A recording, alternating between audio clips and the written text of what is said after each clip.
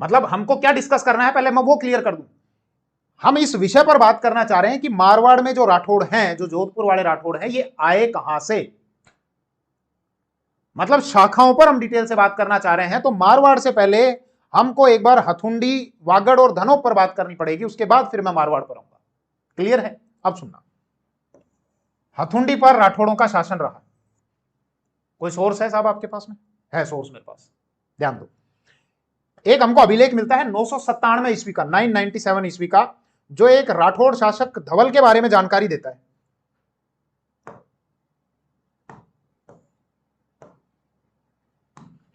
अब यह चीज ध्यान रखना, हस्तिकुंडी या हथुंडी अभिलेख कौन से टाइम का है?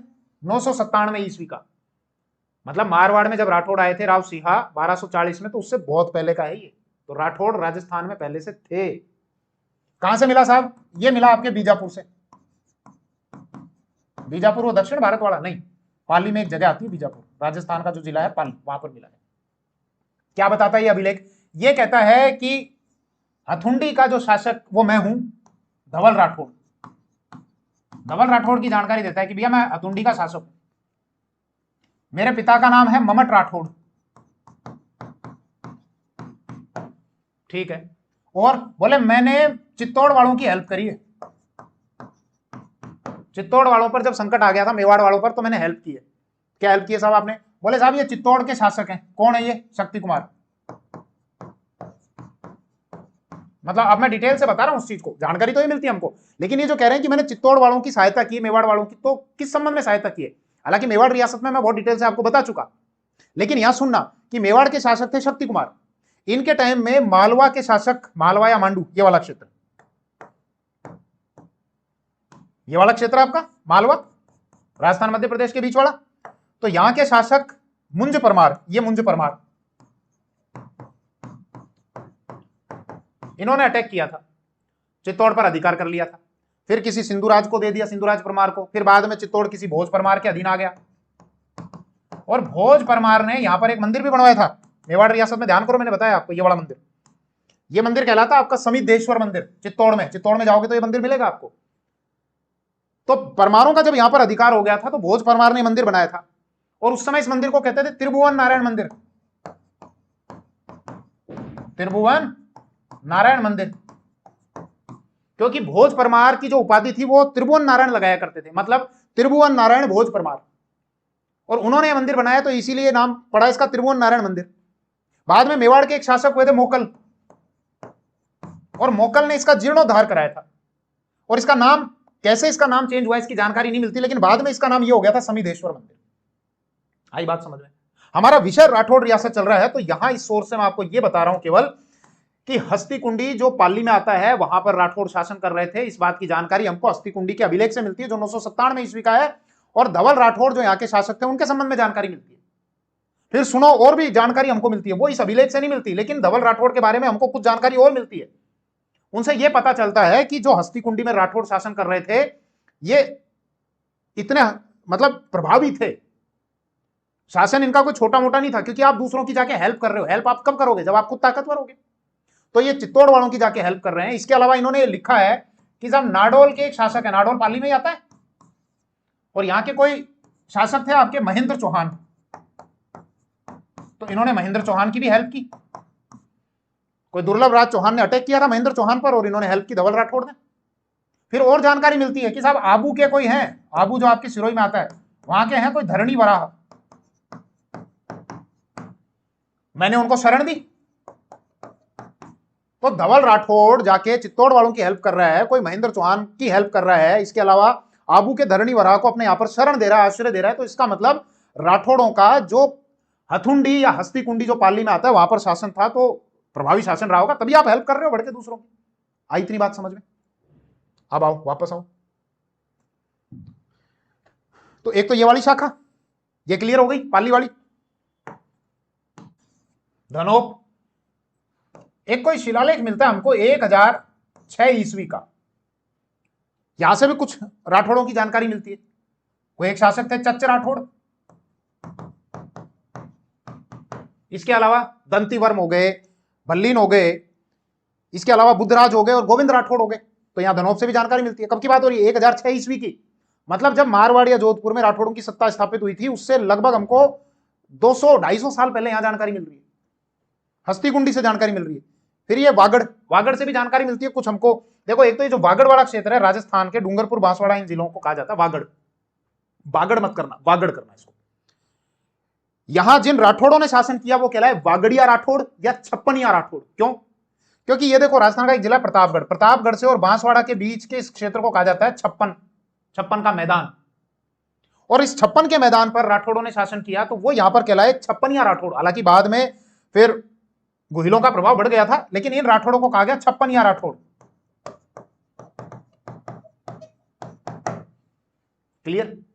अभी तक मैंने केवल यह स्पष्ट किया है कि हम मारवाड़ में राठौड़ कहां से आए, इस बात पर चर्चा करें तो उससे पहले अपने दिमाग में यह भी रखना कि यहां पर राठौड़ों के आने से पहले राजस्थान में राठौड़ पहले से थे। कई इतिहासकार कहते हैं ना साहब कन्नौज से आए, बदायूं से आए, वो भी सारा बताऊंगा आपको, लेकिन इस बात को भी अपने माइंड में रखना कि राठौड़ राजस्थान में पहले से थे।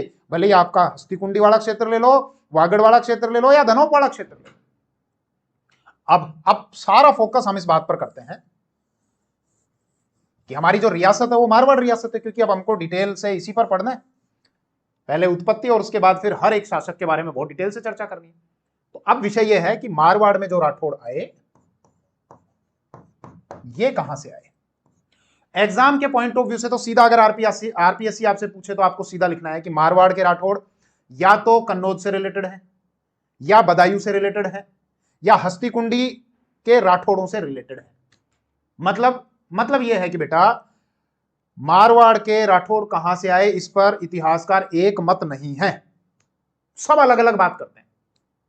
तो फिर क्या हमको ये चर्चा करनी चाहिए? हाँ, करनी चाहिए। क्यों? कि एग्जामिनर अगर आपसे ये पूछे कि फलाना सोर्स मारवाड़ के राठौड़ों की उत्पत्ति कहां से बताता है, तो फिर आप उसका उत्तर नहीं दे पाएंगे अगर इस लेक्चर को पूरा नहीं देखेंगे। तो शुरू करता हूं मैं।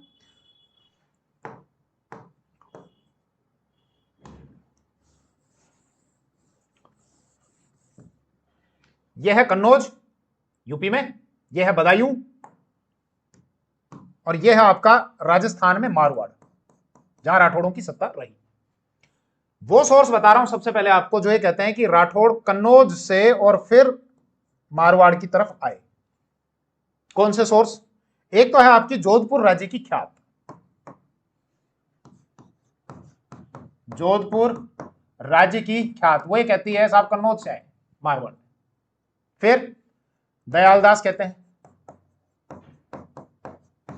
अब आपके दिमाग में आ रहा होगा, थोड़ी देर पहले आपने बताया था दयालदास वो सूर्यवंशी है, वो वंश की जानकारी दी थी कि कौन सूर्यवंशी मानता है, कौन चंद्रवंशी मानता है।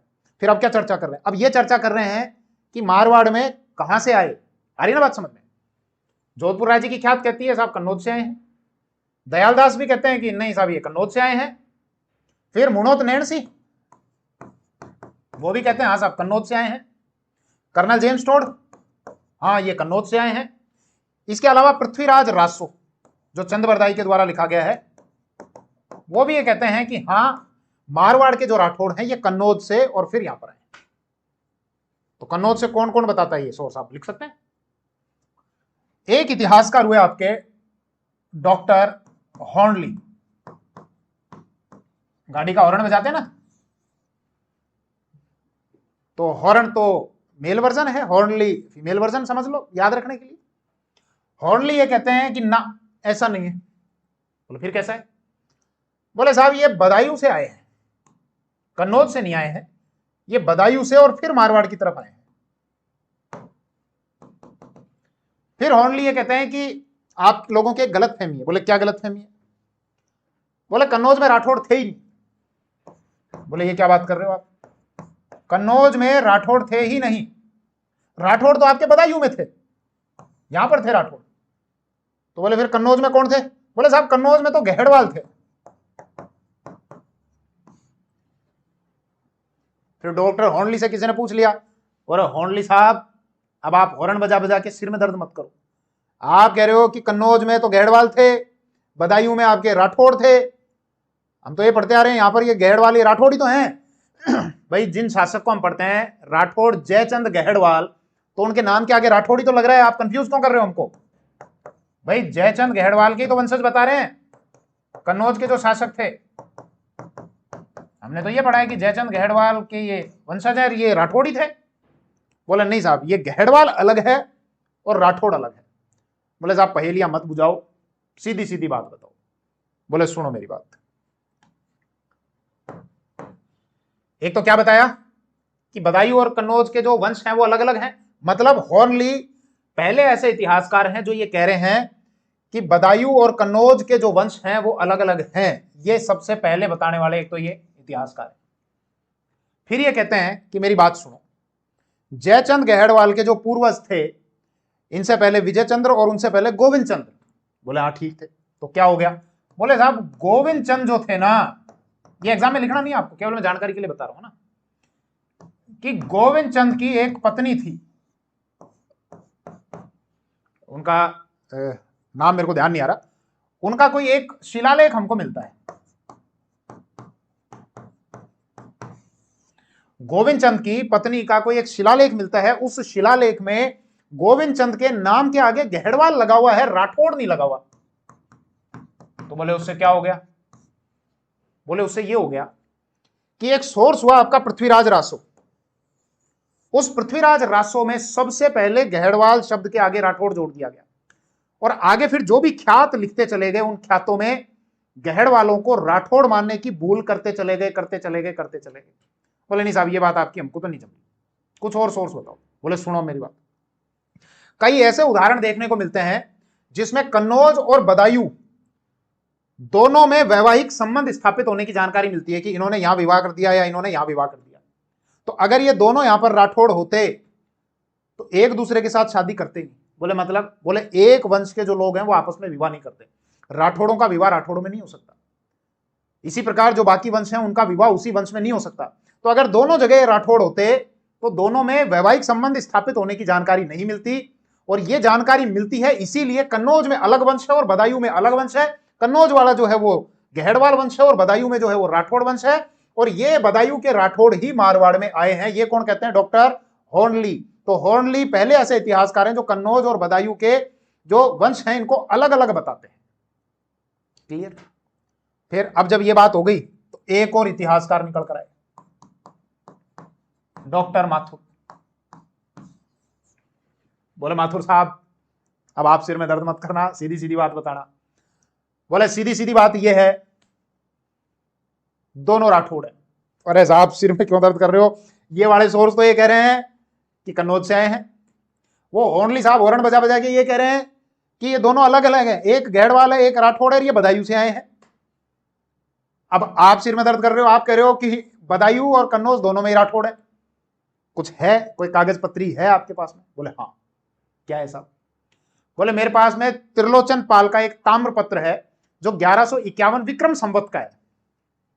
त्रिलोचन पाल का ताम्र पत्र, ताम्र पत्र मतलब तांबे का कोई एक कागज, कोई पत्र बना हुआ होगा, कोई एक पट्टा सा होता है ना ताम्र पत्र, तांबे का। त्रिलोचन पाल जगह से मिला होगा या कोई शासक का नाम होगा। तो त्रिलोचन पाल का कोई ताम्र पत्र है जो 1151 विक्रम संवत का है। तो बोले साहब क्या हो गया फिर? बोले वो ये कहता है कि ये राष्ट्रकूट है। बोले इसमें नई क्या बात है, ये तो हमको ही पता है कि साहब राष्ट्रकूट है। बोले पूरी बात सुनो बेटा, कि यह आपके दक्षिण से जो राष्ट्रकूट हैं वो कन्नौज की तरफ आए। बोले तो हमको ही पता है दक्षिण से आए।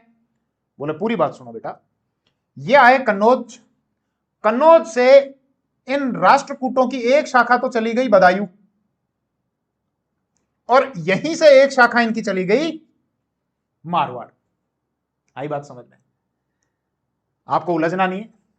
वही बात कि आरपीएससी आपसे पूछे कि बेटा मारवाड़ के राठौड़ कहां से आए हैं, तो सीधा आपको लिखना है कि मारवाड़ के राठौड़ों के उत्पत्ति स्थल या आगमन जो क्षेत्र है वहां पर इतिहासकार एक मत नहीं है, लेकिन फिर भी मारवाड़ के जो राठौड़ हैं वो कन्नौज या बदायूं से आए हो सकते हैं, या इसके अतिरिक्त राजस्थान के पाली के हथुंडी क्षेत्र से भी आए हुए हो सकते हैं।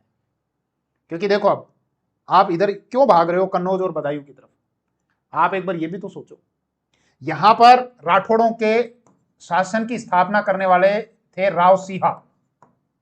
1240 में उन्होंने स्थापना की थी राठौड़ों के शासन की। राव सिंहा की हमको एक छतरी देखने को मिलती है, उनका एक कोई स्मारक देखने को मिलता है बीठू गांव पाली में। दिखाता हूं मैं आपको। भैया आप कन्नौज और बदायूं क्यों भाग रहे हो? इस क्षेत्र में और रिसर्च करने की आवश्यकता है आपको। ये देखो, ये तो हम डिटेल से अभी पढ़ेंगे, राठौड़ मारवाड़ के राठौड़ों का फ्लैग और ये कुछ चिन्ह वगैरह पहले यहां समझ लो, ये अगले वीडियो में देखेंगे बाकी चीजें। ये कोई एक स्मारक दिख रहा है और इसमें देखो नीचे लिखा हुआ भी, शायद आपको क्लियर अगर दिख रहा होगा तो, क्योंकि थोड़ा ब्लैक ब्लैक से दिख रही है। यहां पर ये कुछ लिखा हुआ है, शायद आपको नहीं दिख रहा होगा। ये है कार्तिक बदी 12 सोमवार 1330।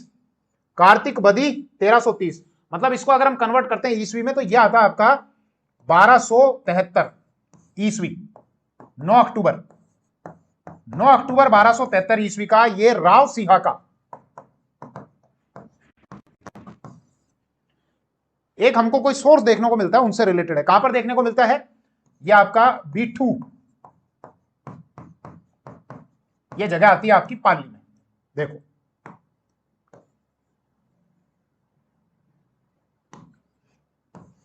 ये जिला है राजस्थान का पाली, यहीं पर एक जगह आती है बीठू, जहां पर हमको ये सोर्स मिलता है। इसको बोलते हैं वैसे देवड़ गांव का लेक।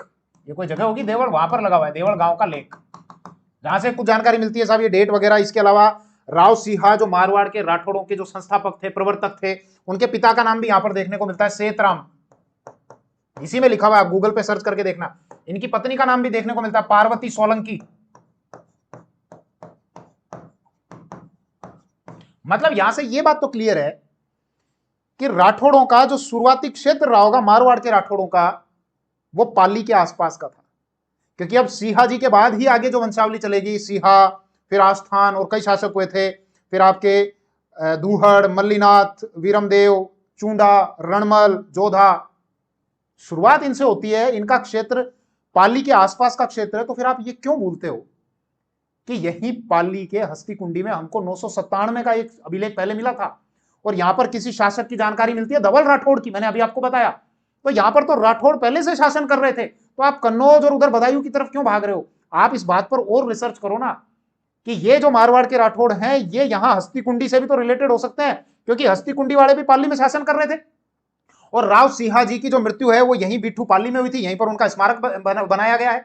ऐसा बताया जाता है यहां पर उन्होंने मुसलमानों के खिलाफ एक युद्ध किया था, जिसमें लाखों स्त्री पुरुष मारे गए थे 1273 ईस्वी में, और यह युद्ध कहलाया आपका लाख जंवर का युद्ध, क्योंकि लाखों लोग मारे गए थे, इसीलिए उसको कहा जाता है लाख जंवर का युद्ध। अब मारे गए नहीं मारे गए, लेकिन सोर्सेज ये बताते हैं, एग्जाम में पूछ लिया जाता है, इसलिए इस बात को भी आप ध्यान रखना। तो कहने का अर्थ यह है कि मारवाड़ के राठौड़ जरूरी नहीं कन्नौज और बदायूं से रिलेटेड है। आप जब मेंस में लिखें तो यह भी लिख सकते हैं कि कन्नौज या बदायूं या हस्तिकुंडी से रिलेटेड हो सकते हैं। और सीधी सी बात है, फिर भी इतिहासकार इस विषय पर एक मत नहीं है।